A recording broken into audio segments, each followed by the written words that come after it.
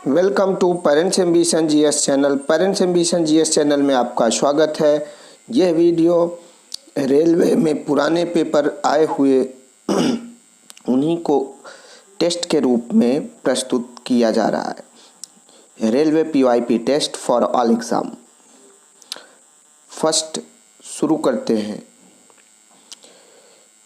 संघ एनिलिडा का प्राणी है। तो संघ एनिलिडा संघ क्या होता है, इसकी विशेषताएं क्या होती हैं, यानी इसके लक्षण क्या होते हैं, इसको हम आपको बताते हैं। तो इनके शरीर रिंग जैसी संरचनाओं से मिलकर बने होते हैं, अंगूठी जैसी संरचनाओं से मिलकर बने होते हैं, उन्हें एनिलिडा कहते हैं। इसके मुख्य रूप से जोंक, केचुआ, पॉलीकेट्स आदि इसके मुख्य उदाहरण हैं।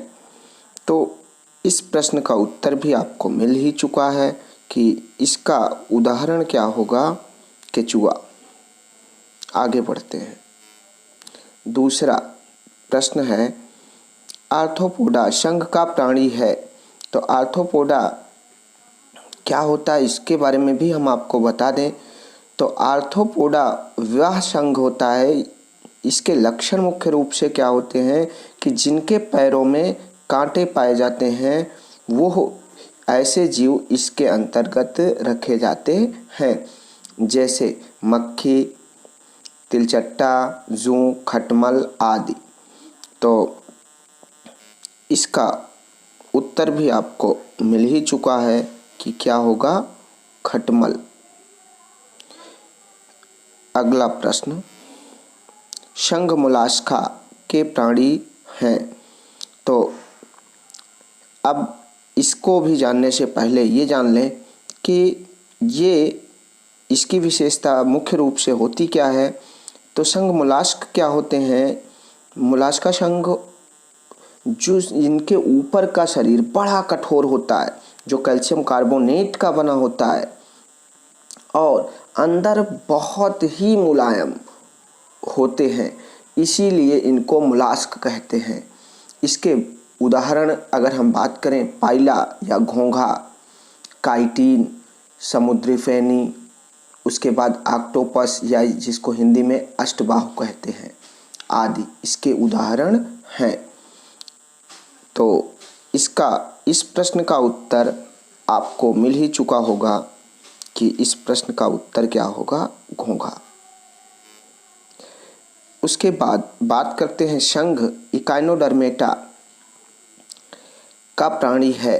तो इकाइनोडर्मेटा क्या होते हैं, ध्यान से बात समझिएगा आप कि हमने अभी आर्थ्रोपोडा में बताया था कि जिसके पैरों में कांटे होते हैं उन्हें आर्थ्रोपोडा कहते हैं, और अब जिनके शरीर में कांटे जैसी संरचनाएं पाई जाती हैं उन्हें क्या कहते हैं, इकाइनोडर्मेटा। ये बात आप अच्छी तरीके से याद रखें। तो इसको ध्यान से समझें। इसके मुख्य उदाहरण क्या हैं, तारा मछली है, समुद्री खीरा है, भंगुर तारा है और किनोइड्स है, इसके प्रमुख उदाहरण हैं। इसके बाद अगर इस प्रश्न के उत्तर की बात करें तो इस प्रश्न का उत्तर क्या हो जाएगा, तारा मछली। अगला, शिराओं द्वारा कौन सा रक्त बहता है। तो ये सभी को पता होगा कि शिराओं द्वारा कौन सा रक्त बहता है। तो शिराओं द्वारा अशुद्ध रक्त बहता है। लेकिन एक बात यहाँ पे हम आपको याद करा दें कि एक फुफ्फुस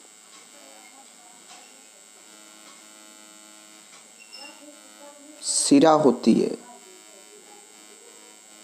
जिसमें शुद्ध रक्त बहता है, ये ध्यान रखिएगा। अगला प्रश्न, धमनी। तो बात करें हम धमनी द्वारा कैसा रक्त प्रवाहित होता है। तो धमनी द्वारा कैसा रक्त प्रवाहित होता है, शुद्ध रक्त प्रवाहित होता है। और यहाँ पे थोड़ी जानकारी उसी तरीके से कि एक होती है फुफ्फुस धमनी जिसमें अशुद्ध रक्त बहता है। ये बात आप अच्छी तरीके से याद रखें। ये सारे ही प्रश्न मोस्ट इम्पॉर्टेंट हैं, बहुत बार रेलवे एग्ज़ाम, एसएससी एग्ज़ाम में पूछे गए हैं। इसके बाद बात करते हैं कि जल में घुलनशील विटामिन है। तो जल में घुलनशील विटामिन कौन कौन होते हैं?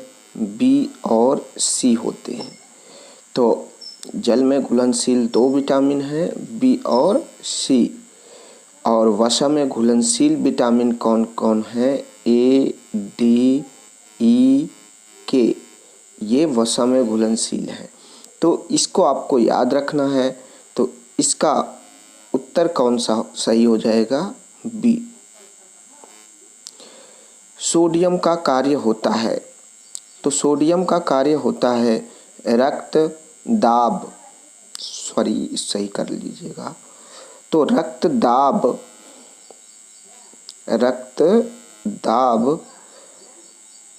को नियत रखने में सहायता प्रदान करता है। दूसरा, जल संतुलन बनाने का कार्य करता है। दोनों कोई नहीं। तो यहाँ पे उत्तर देखिए, सोडियम दोनों काम करता है। रक्त दाब को नियत रखने में सहायता प्रदान करता है और दूसरा जल का संतुलन बनाने का भी कार्य करता है। तो उत्तर हमारा हो जाएगा उपयुक्त दोनों या दोनों। अगली बात करते हैं, पेट्रोलियम किस प्रकार की चट्टानों में पाई जाती है? तो पेट्रोलियम किस प्रकार की चट्टानों में पाई जाती है? तो इसका उत्तर जानने से पहले आपको ये हम बता दें कि चट्टानें जो होती हैं वो मुख्य 3 प्रकार की होती हैं, आग्नेय, अवसादी या कायांतरित या रूपांतरित शैल। तो अब अगर हम बात करते हैं कि इसके उत्तर की, तो इसका उत्तर होता है ये अवसादी शैल में पाई जाती है। फिर ओजोन परत का कार्य। ओजोन परत का कार्य तो बहुत आसान है, इसको आप सब अच्छी तरीके से जानते हैं कि ये क्या करती है? परावैगनी किरणों से रक्षा। ये क्या करती है? परावैगनी किरणों से रक्षा। लेकिन एक प्रश्न बहुत इम्पॉर्टेंट है जो बहुत बार पूछा जाता है, वो क्या है कि ओजोन किस स्फीयर में पाई जाती है, यानी किस मंडल में पाई जाती है? तो ट्रोपोस्फीयर में पाई जाती है या उसी को हम समताप मंडल कहते हैं, जो 10 से 50 किलोमीटर ऊपर होता है। उसे हम क्या कहते हैं? ट्रोपोस्फीयर या समताप मंडल। आगे बढ़ते हैं। तुरंत शक्ति के लिए कौन सा पदार्थ धावकों को दिया जाता है? तो धावकों को ग्लूकोज दिया जाता है। अब ग्लूकोज होता क्या है? ग्लूकोज एक प्रकार का कार्बोहाइड्रेट्स होता है। और अगर हम बात करें कि 1 ग्राम कार्बोहाइड्रेट के जलने से हमें 4.2 किलो कैलोरी ऊर्जा मिलती है और सबसे ज़्यादा किस में मिलती है? 9.3 समथिंग मिलती है फैट में, यानी वसा में। ये बात आपको याद रखनी है। आंत ज्वर या टाइफाइड में उपयोग की जाने वाली दवा वो कौन सी है? तो इसको अच्छी तरीके से जानते हैं, क्लोरोमाइसिटीन नामक दवा यूज की जाती है। इसके बाद अगर हम बात करें डीडीटी की, तो डीडीटी क्या है, एक कीटनाशक है जो कि आज के समय में यूज नहीं की जाती। हाइड्रॉक्सीक्लोरोक्विन, आप लोग अभी जानते हैं कि कोविड-19 चल रहा है, उसके दवा के रूप में काफ़ी हद तक उसको कंट्रोल करने के लिए हाइड्रॉक्सीक्लोरोक्विन का उपयोग किया जा रहा है। इसके बाद बात करते हैं भारत में केंद्रीय धान अनुसंधान केंद्र कहाँ है। तो ये दिल्ली, मुंबई, कटक, उड़ीसा या भुवनेश्वर कहाँ है, तो ये कटक में है। ये कहाँ है, कटक। और कटक किस राज्य में है, उड़ीसा में है। ये चीज़ आप अच्छी तरीके से याद रखें। अब यहाँ हम उड़ीसा की बात कर लेते हैं। उड़ीसा से संबंधित कुछ तथ्य जान लेते हैं। उड़ीसा की राजधानी क्या है? उड़ीसा की राजधानी भुवनेश्वर है। यहाँ के मुख्यमंत्री जो 14वें मुख्यमंत्री हैं वे नवीन पटनायक जी हैं, और यहाँ के राज्यपाल जो हैं वो गणेशी लाल हैं। बढ़ते हैं आगे। कृत्रिम गुर्दा किस सिद्धांत पर कार्य करता है? तो कृत्रिम गुर्दा जो है वो किस पर कार्य करता है? अपोहन। तो अपोहन के सिद्धांत पर यह कार्य करता है। अपोहन क्या होता है? एक रक्त को शुद्ध करने की विधि होती है जिसको हम अपोहन कहते हैं। फिर बात करते हैं आँख का रंग किस वर्णक या पिगमेंट पर निर्भर करता है? तो आँख का रंग जो है वो आयरिस पर निर्भर करता है। तो आयरिस कहें या उसी को परितारिका के नाम से भी पुकारते हैं। तो दोनों ही नाम आप अच्छे तरीके से याद रखें। किसी भी तरीके से यह प्रश्न पूछा जा सकता है। एक प्रश्न यहाँ पे हम और आपको याद दिला दें इसी प्रश्न के आधार पर कि कहा जाता है कि जब आँख में धूल चली जाती है तो कौन सा अंग सूज जाता है? तो वो क्या होता है, वो कौन सा अंग सूज जाता है? वो नेत्र, श्लेष्मता या कंजक्टिवा, यही हमारा क्या होता है, सूज जाता है। ये बात आपको अच्छी तरीके से याद रखनी है। उसके बाद बढ़े आगे। तो निषेचन सामान्य रूप से कहाँ होता है? तो यौन में, अंडाशय में, डिंब वाहिनी नलिका या फैलोपियन ट्यूब में, इनमें से कोई नहीं या इनमें से सभी। तो ध्यान से यहाँ पे हमें समझना है कि ये कहाँ होता है, डिंब वाहिनी में होता है, और इसको फैलोपियन ट्यूब भी कहते हैं। ये बात आपको याद रखनी है। तो इसी से मिलता जुलता एक प्रश्न बार बार एग्जाम में पूछा जाता है कि कृत्रिम वीर्य संचयन के उद्देश्य से वृषण वीर्य को किसमें संचित किया जाता है? तो ये प्रश्न भी रेलवे में पूछा गया है। तो किसमें किया जाता है? ये नाइट्रोजन गैस के रूप में, यानी जो तरल के रूप में रहता है उसमें ये संचित किया जाता है। तो ये बात आपको याद रखनी है। फिर बढ़ते हैं आगे। सबसे बड़ा पुष्प, तो सबसे बड़ा पुष्प ये कौन सा होता है? रेफ्लेक्सिया। इसी समय हम आपको एक बात और बता दें कि सबसे छोटा पुष्प कौन सा होता है, वो होता है, सबसे छोटा पुष्प होता है ओल्फिया। तो ये चीज़ आपको याद रखना है। सबसे बड़ा जो इस प्रश्न का उत्तर क्या होगा, रिफ्लेक्सिया, और सबसे छोटा पुष्प क्या होता है, ओल्फिया।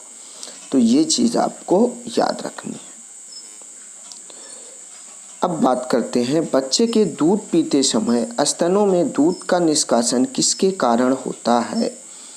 तो किसके कारण होता है, ये ध्यान से याद रखें कि ये होता है ऑक्सीटोसिन नामक हार्मोन्स के कारण होता है। यहाँ पे अगर हम बात करें तो इंसुलिन आप जानते हैं कि ये कहाँ पर निकलता है, किसके, अग्न्याशय के द्वारा। केसीन जानते हैं कि दूध, और पित्तरस कहाँ, ये पित्तरस के लिए दो चीज़ याद रखना, पित्तरस बनता कहाँ है, पित्ताशय में, और संचित कहाँ रहता है, बनता कहाँ है, अमाशय में, और संचित कहाँ रहता है, पित्ताशय में। तो ये बात आप अच्छी तरीके से याद रखें। फिर बात करते हैं अगले प्रश्न की। तो असत्य फल मुख्य रूप से हैं। तो असत्य फल यहाँ पे ध्यान से देखें तो असत्य फल इसमें से कटहल एक असत्य फल, नारियल असत्य फल, नाशपाती असत्य फल। तो यहाँ पे उत्तर हमारा क्या हो जाएगा, उपरोक्त सभी। आगे बढ़ते हैं। विरंजक चूर्ण का सूत्र है। तो विरंजक चूर्ण का सूत्र क्या है, CaOCl2 या CaOCl, इस तरीके से देख सकते हैं, ये विकल्प सही है। यहाँ बात करें तो इसका रासायनिक नाम क्या है, कैल्शियम हाइपोक्लोराइड या कैल्शियम ऑक्सीक्लोराइड। ये बात आप अच्छी तरीके से याद रखें। इसके बाद अगर हम बात करें तो NH4Cl अमोनियम क्लोराइड यानी नौशादर का सूत्र है। CaO ये बिना बुझा हुआ चूना है, इसको आप अच्छी तरीके से याद रखें, कैल्शियम ऑक्साइड। और CaOH होल ट्वाइस ये होता है कैल्शियम हाइड्रोक्साइड, जो बुझा हुआ चूना होता है, ये है। तो इससे आपके बहुत सारे प्रश्न तैयार हो जाएंगे। वीडियो आपको अच्छा लगे तो इसको लाइक करें और सब्सक्राइब ज़रूर करें। अपने इस चैनल को ज़रूर आगे बढ़ाएं और अपने दोस्तों में शेयर करें। फिर बात करते हैं, मनुष्य में गुणसूत्रों की संख्या होती है। तो ये तो बहुत सिंपल प्रश्न है, ये सभी जानते होंगे कि इसका उत्तर कितना है, 46। लेकिन यहाँ एक बात हम और याद करा दें जो कि एग्ज़ाम में बहुत बार पूछा जाता है, कि इसको ऐसे भी पूछा जाता है कि कुल 23 जोड़ी होते हैं, गुणसूत्र 23 जोड़ी होते हैं। तो 22 जोड़ी जो होते हैं, 22 जोड़ी नर और मादा में समान होते हैं, और 23वां जोड़ी जो होता है वो मेल में क्या होता है, XY, और फीमेल में क्या होता है, XX। ये इन्हीं को क्या कहते हैं, इनको हम कहते हैं जनन क्रोमोसोम। तो ये बात याद रखें कि ये जनन गुणसूत्र कहलाते हैं। इसीलिए एक प्रश्न और भी इससे रिलेटेड बनता है, उसको भी हम यहीं बता दें आपको कि लड़का होगा या लड़की, इसका निर्धारण केवल पुरुष करता है। अगर ये यक्स यक्स मिलते हैं तो लड़की, अगर एक्स वाई मिलता है तो लड़का। इस तरीके से ये होता है। किसी और वीडियो में इसके बारे में डिटेल से हम बता देंगे। इसके बाद अगर बात करें अन्य विकल्पों की तो 48 जो होता है, 48 ये आलू, चिंपैंजी, तंबाकू तीनों में 48 गुणसूत्र पाए जाते हैं। और 46 तो हमने बताया अभी मनुष्य में पाए जाते हैं। जो 20 है ये मक्का आप जानते हैं, तो मक्के में 20 और 80 किस में पाए जाते हैं? कबूतर में। तो इस प्रश्न का उत्तर तो 46 था, लेकिन हम बहुत सारे अन्य प्रश्नों को भी जान गए और उनको याद रखेंगे। इसके बाद अगले प्रश्न की ओर बढ़ते हैं। तो आनुवंशिकता के पिता कहे जाते हैं। तो आनुवंशिकता के पिता कौन कहे जाते हैं? John Mendel. अगर बात करें तो आवर्त के पिता मेंडलीव जी कहे जाते हैं। और बायोलॉजी या जूलॉजी दोनों के पिता कौन कहे जाते हैं? अरस्तु जी। और वर्गीकरण के पिता कौन कहे जाते हैं? Carolus Linnaeus. ये बात आप याद रखें। उसके बाद बात करें तो वृक्ष की आयु का पता लगाया जाता है। तो वृक्ष की आयु का पता लगाया जाता है उसके वार्षिक बलियों को गिनकर। उसके वार्षिक बलियों से गिनते हैं तो उसी से हमें पता चल जाता है कि उसकी आयु कितनी होगी।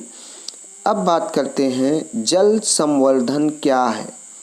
जल संवर्धन क्या है?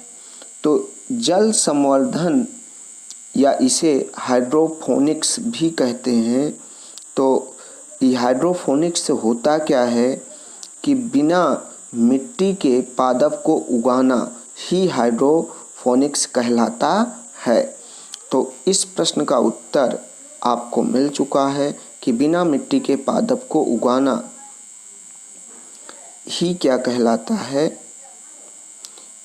ये कहलाता है जल संवर्धन। इसके बाद अगर हम बात करें अगले प्रश्न की तो कपास रेशा किससे प्राप्त होता है? तो कपास का रेशा जो प्राप्त होता है वो किससे प्राप्त होता है? बीजों से।